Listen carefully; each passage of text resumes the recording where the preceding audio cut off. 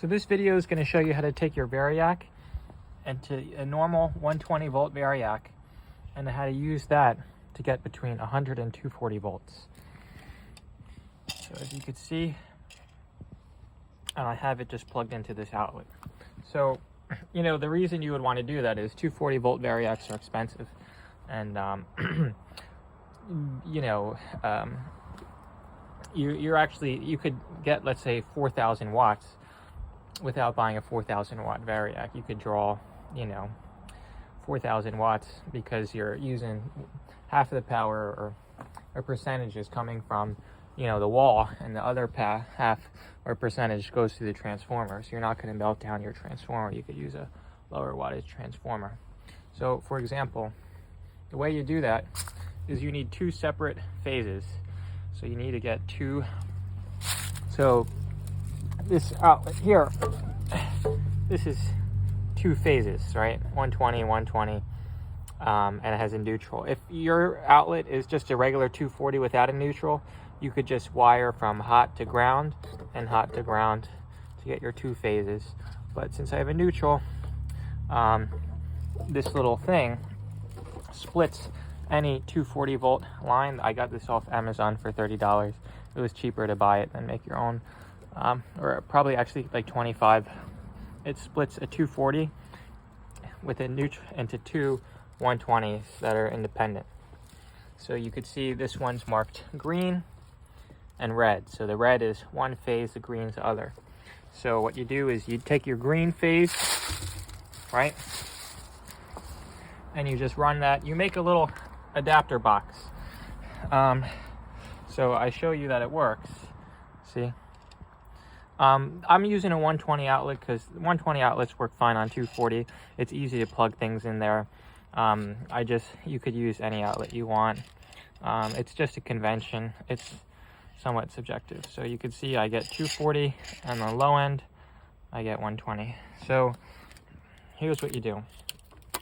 The way it works is I can just free these two leads from this tape. That would be great. So the way you do it is you have your variac running on one of the legs, 120 legs, and then you have your outlet powered off the other, and you combine the two in series. So for example, let's show you how I built this box. Let me just rest my camera down.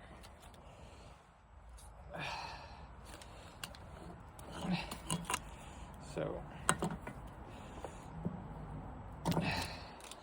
sorry about that. You could just skip that or something. But the way this works, and these extension cords you get from the dollars for $1.25. You get a good value on that.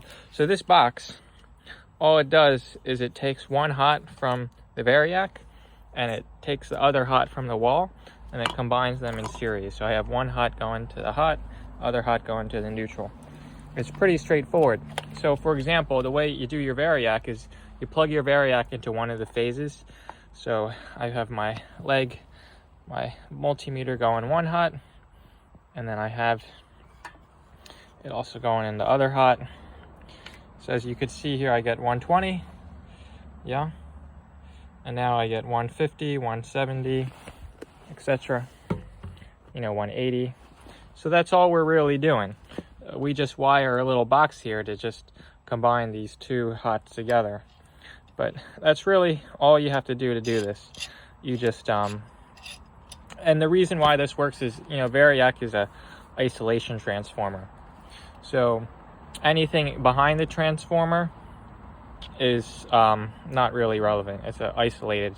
So you could think of it's two different circuits. So you do this, basically you pull a hot from here, and then you pull the hot there, and you just combine the two in series.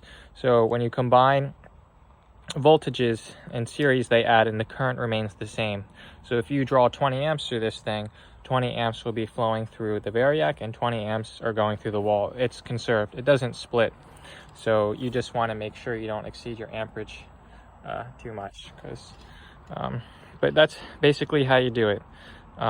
It's pretty straightforward. If you don't take anything from this video, like I said, you just wire you could see here how I'm just plugged into the hot. See, the neutral is the big one, the big longer plug, and the hot is the smaller one. So I'm just measuring from one hot to the other, and that's kind of how you build your box. You just basically your box, you just combine those two things. This is very similar to how I built my EV charger running off two 120 lines. It's actually, you could probably use the same box for that too, but that's basically how you do it. Yeah, and it's handy. I use this thing for my kiln, so I could adjust the voltage. You know, I could run it and get different temperatures or different heating rates. But that's how you basically do it. And any questions, put them in the comments. Thank you.